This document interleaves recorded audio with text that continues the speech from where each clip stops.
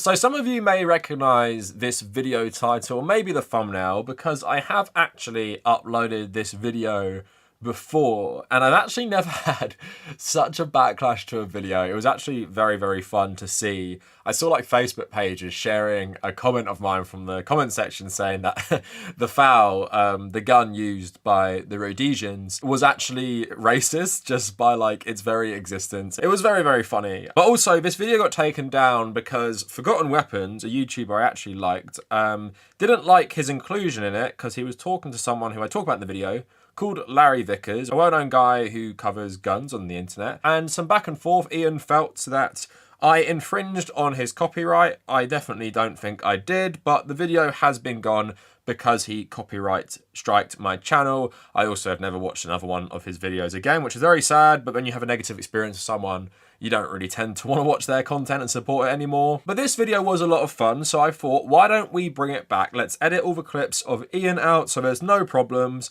and the rest of you can enjoy it. I uploaded it, I think, on April 1st, 2021, so now it's here for you. So anyway, please enjoy this video about the cult of Rhodeboos who worship the dead state of Rhodesia. Danny Archer. 90 bones. Pleased to meet you. American, huh? Guilty. Well, Americans usually are. Says the white South African. I'm from Rhodesia. We say Zimbabwe now, don't we?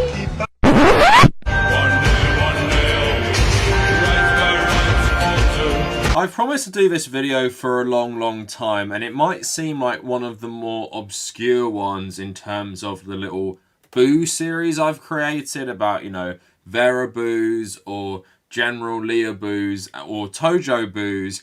But this one, I guess, has become very prominent because of the emergence of the alt-right. So we're going to be talking about why the alt-right love Rhodesia, and also about Rhodeboos, who just simp for this lost racist country which became Zimbabwe in 1980. Now, I'm also not going to be defending Robert Mugabe and his government and lots of the actions taken by that government, but I feel like it's important to discuss it. But I don't have to be defending his government to point out that Rhodesia as a de facto apartheid state was not a good place to live if you weren't white and part of the ruling elite there. Just the same way I don't have to defend the current South African government to point out that apartheid was not a better system for most South Africans, especially, of course, if you weren't white. But this one is pretty dense. I could talk about this for hours. We're going to keep it quite focused. I could maybe make a follow-up if I've left a lot out. But mainly what we're going to focus on in this video,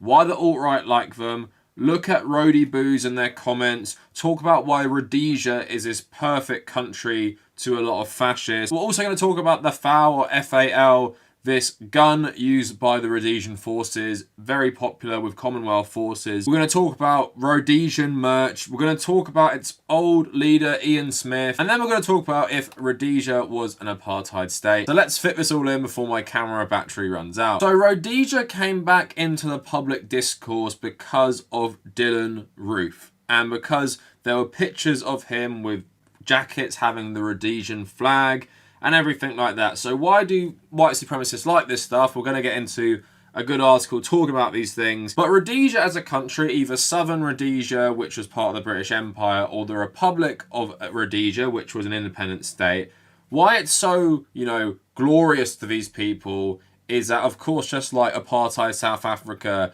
you have white colonial rule in essence, but you also have a group of people who are fighting communism. And this is a big thing with Rhodesia and South Africa, is that they said they were fighting communism. And when people mourn the losses of this country, they also mourn that these countries were taken over not just by black people, who were the majority in these countries, but taken over by black people who were either aligned with Marxists and communists like Nelson Mandela, or who were self-described Marxist-Leninists just like Robert Mugabe. And because of how Zimbabwe in particular has turned out with Mugabe and him being an awful leader and everything, these simps for Rhodesia and apartheid South Africa basically say, look, we told you so. The black people couldn't run their own affairs. look how bad these countries have gotten now. Apartheid or Rhodesian rule has gone. Don't you wish we kept out the commies, because look what they do, just like communists always do, ruin the country, very authoritarian, lots of human rights abuses. Let's please go back to apartheid. Again, it's very weird logic that these guys think because the recent governments of South Africa are pretty corrupt and Robert Mugabe was a bad guy, somehow the only alternative to that would be to go back to a racist colonial settler system. Anyway, just to elaborate on what I'm saying, a good article by the Christian Science Monitor. Now, I don't primarily use things I haven't heard of, but this article was very good, so I'm going to use it here. So, why would an American white supremacist be fond of Rhodesia? So, Rhodesia and South Africa hold an important place in the online forums where neo-Nazis and other white supremacists gather. The experience of the two countries since the end of white rule, particularly the economic and humanitarian basket case Zimbabwe has become, is held up as proof of the racial inferiority of black people, and the diminished stature of whites is presented as an ongoing genocide that must be fought. Now, if you want to learn more about this stuff and how Western media often goes along with straight up neo-Nazis from South Africa, check out my Rhodeboos video where I talk about how this myth about genocide against white South African farmers is just that, it's a myth. Smaller Rhodesia has a place in white supremacist heart thanks to the unapologetic racism of its leader Ian Smith, who we're going to get back to later, who declared a white republic in 1964, the brutal guerrilla bush war that his men fought against Robert Mugabe's Zimbabwe African National Liberation Army, and the legendary Selous Scouts, who many modern white power groups view as heroes. The Rhodesian guerrilla war also drew in white supremacist mercenaries from around the globe, including from the United States, if you want a nice connection there. Smith also said stuff like the white man is the master of Rhodesia and he has built it and he intends to keep it. If you did fight for the Rhodesian government, it is a claim to fame in white supremacist communities. So, for instance, American neo-Nazi Harold Covington, who dreams of creating a whites-only country in the Pacific Northwest, claims he fought for the government of Smith, though his sons say he only briefly worked as a filing clerk before being expelled from the country. So in essence, because Smith broke with the British Empire, created the Republic of Rhodesia, a white minority ruled state, and then fought communist groups and other rebel factions trying to take over Rhodesia, that he is seen as a white supremacist hero. And then because someone like Mugabe, a self-described Marxist-Leninist, took over and was an awful ruler, they say that they were fighting against communism and all these bad things, then essentially they were just fighting to uphold a system of white supremacy. Now, let's start with the Rhodeboos stuff, because I know you guys like this stuff. Now, we'll start with YouTube, and this is a popular meme, Rhodesians Never Die, and it's a song. Hopefully I can play you a bit of it, or I've already played you a bit of it.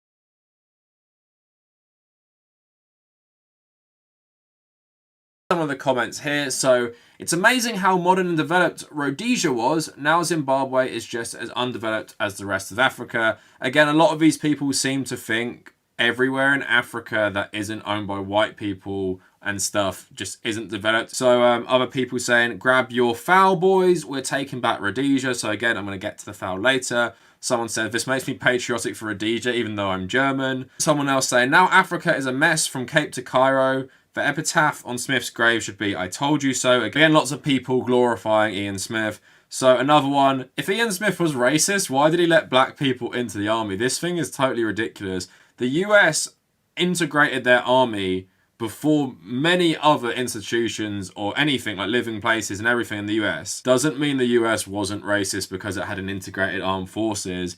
Even slaves fought for the Confederacy and black people fought for the Union.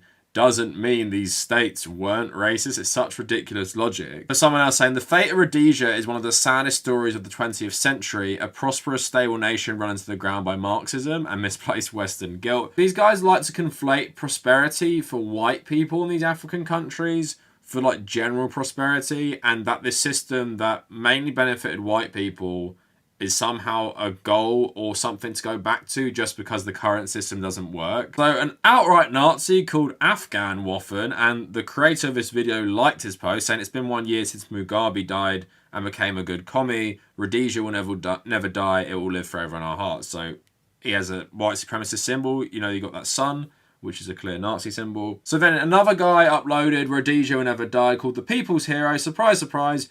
He's also uploaded a bunch of white supremacist songs.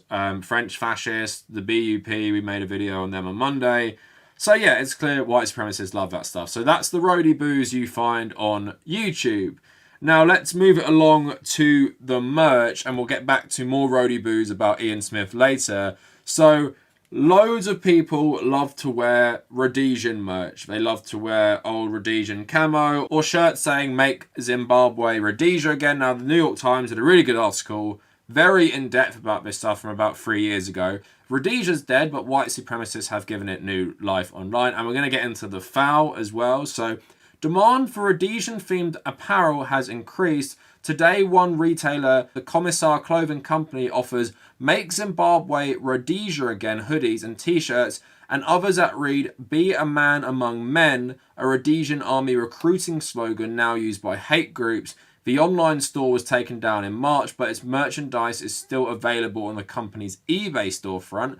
Another retailer of the Rhodesia-themed goods, the Western Outland Supply Company, which is listed by the SPLC as a white nationalist hate group, was formerly known as Right-Wing Death Squad and sold similar stuff, in addition to apparel featuring Crusader crosses and medieval symbols seen at Charlottesville. Commissar goes further, offering shirts that say slots floppies, a phrase that is sometimes used as a hashtag on Instagram and other social media platforms to promote Rhodesian-themed posts and messaging. Floppy in 1970s Rhodesia was the equivalent of an unprintable racist epithet in the United States, while slot was Rhodesian military slang for shoot. So essentially it's just about like shooting black people. Now let us get to the FAL. Now I knew about the FAL for a long time, or the FAL, however you want to say it, because I loved war history and I loved gun history. I used to have a book with all these guns. Funnily enough, I've never actually touched a gun. Obviously in the UK you can't get them easily. I also used to watch a lot of Forgotten Weapons. For some reason I don't really see his videos in my recommended anymore, despite me watching a fair few of them.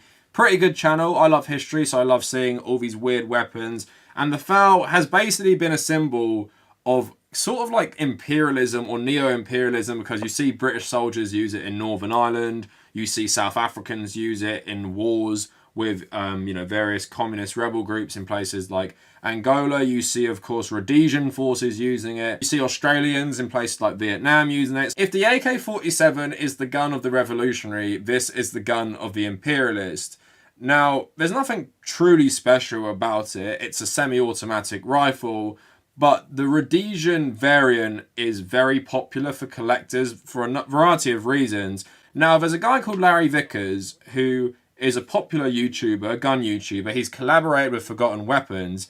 He was posting about how much he thinks the fall of Rhodesia is a bad thing, and his comments on it have inspired a lot of white supremacists to comment on a lot of his things, but the Times reports on this. So the Instagram account of retired Delta Force Master Sergeant Larry Vickers also displays an affinity for Rhodesia, with roughly 900,000 followers on YouTube, Facebook and Instagram. A marksmanship instructor who says he trains Special Operation Forces, attracts a social media audience with a heavy interest in firearms. On Instagram, Vickers first publicly professed his fondness for Rhodesian history in September 2014, posting a photo of Rhodesian soldiers returning from a raid. Since 2017, he has shared many photos of Belgian FAL rifles painted in the yellow and green camouflage favoured by Rhodesian troops in the Bush War.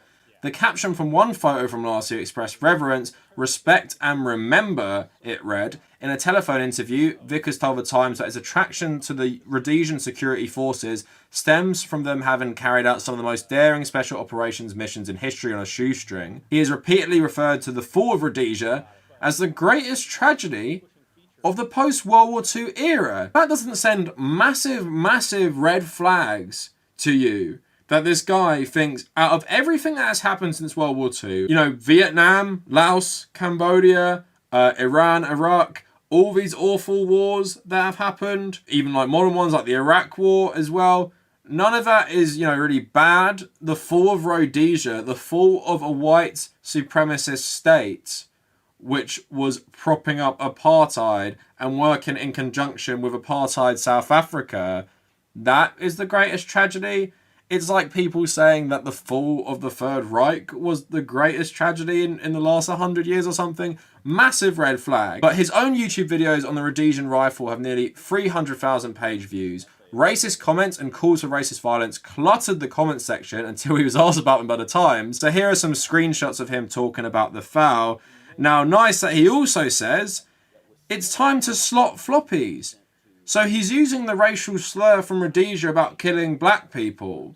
And he also thinks that the fall of Rhodesia was one of the greatest tragedies of the post-World War II era. And I meant to think this guy is not some sort of racist. So Vickers said he was unaware of the comments and has since turned them off. Now, Forgotten Weapons also turned off the comments because he had a video called Rhodesian FAL with Larry Vickers where they talked about this stuff.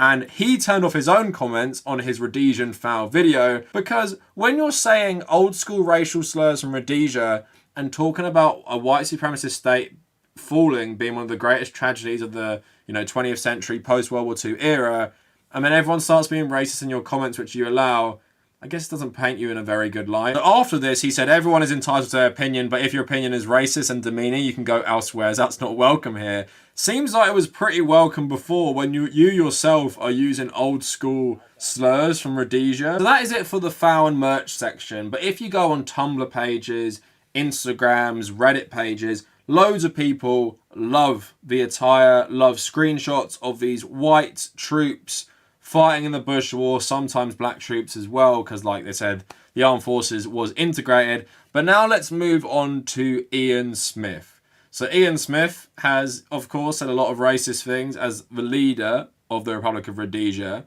But now let's get into the subreddit called Rhodesia. So, memorable quote from Ian Smith: pushing people forward simply because of their colour, irrespective of merit, would be most unfortunate and would of course lead to disaster. It would mean that Rhodesia would then develop into a kind of banana republic. That's pretty funny considering what it was, where the country would be in no time bankrupt. So people in the comments saying, people who see Ian Smith as a racist couldn't be further from the truth. Black or white, Smith and the Rhodesians simply wanted a responsible, qualified government to properly serve the people. It's a downright shame the West sold them out. So if Smith wanted that, why wouldn't he raise most of the population of Rhodesia out of poverty? Why would he create this white minority government? Why would he enact all these laws? Why would he uphold all these laws that create a white supremacist system where if you truly believe you just want the best people in government, why don't you make it easier for all people in Rhodesia to access this stuff? So someone else saying, turn the focus on how Zimbabwe turned out. Racist or not, the blacks were not ready to run the country. Oh, that's, totally not racist. A previously successful country has developed into a third world nation because of poor leadership. That is really all the arguments you need. So we know how they turned out with a majority rule. Now this is speculation, but with minority rule and changed society, chances are good that racial segregation would have died off in the course of 40 years. So again, people think the only solution, if one form of system doesn't work out, is to go back to the old apartheid system. It's the same with the South African people. So as stated in the other comments, there weren't as high racial tensions as you'd think. Ian Smith recognised that with differences among people, there is sectionalism and the conflict that arises from that. The issue of race in Rhodesia is more nuanced than it seems. Also, economically, they're very strong, specifically for an African country. Looked like Chicago or New York in the same period. Again, I'll show you some pictures right now of what Rhodesia looked like. This doesn't mean progress when you make white neighborhoods, very rich, make them look very, Western, contemporary Western. Just because white people benefited of this system and could create these very modern towns and stuff doesn't mean it was a better country for it. And so a picture of Ian Smith, Prime Minister Ian Smith, standing beside Victoria Falls on the Zambezi River in 1965. Someone saying, you can easily see how much he loved this land. Someone else saying, yeah, but he probably hated the people, seeing how much he perpetuated an apartheid state. So that's good. Someone's come to say this. Someone's saying, if you know what sub you're on, you know how we think and you know we'll react, why do you come here and say stuff like that? So what, you guys all just support racism on Rhodesia? I mean, I know the answer to that. So let's get into Ian Smith a bit more. So here's a Guardian article from the year 2000. So former Rhodesian Prime Minister Ian Smith returns a week tomorrow to his home in Zimbabwe. He says he relishes the prospect of facing charges of genocide threatened by Robert Mugabe. In a union debate, Smith found himself on trial for having failed to learn the lessons of history. Smith said he refused to apologise for the atrocities committed while he held office. He said he had no regrets about the estimated 30,000 Zimbabweans killed during his rule. The more we killed, the happier we were. We were fighting terrorists. So, lovely guy, this man. Smith, who ruled southern Rhodesia and now Zimbabwe for 15 years and once ran on a ticket for a whiter, brighter Rhodesia. When members of the audience asked Smith to explain the differences between his regime and Mugabe's, a furious Smith defended his actions, saying, "We were fighting a war. They were killing innocent people. They were killing their own people. They were massacring innocent people. We never killed civilians," even though they did.